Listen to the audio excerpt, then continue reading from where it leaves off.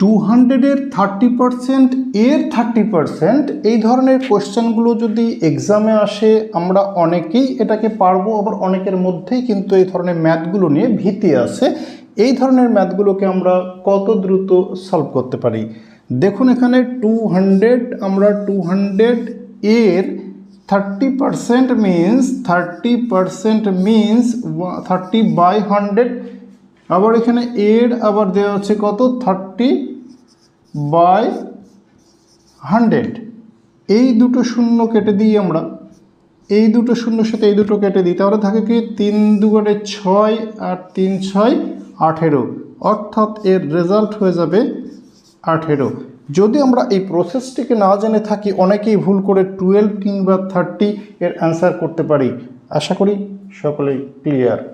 আগের অঙ্কটা যদি বুঝে থাকি তাহলে এইটা সলভ করে আমি কমেন্ট বক্সে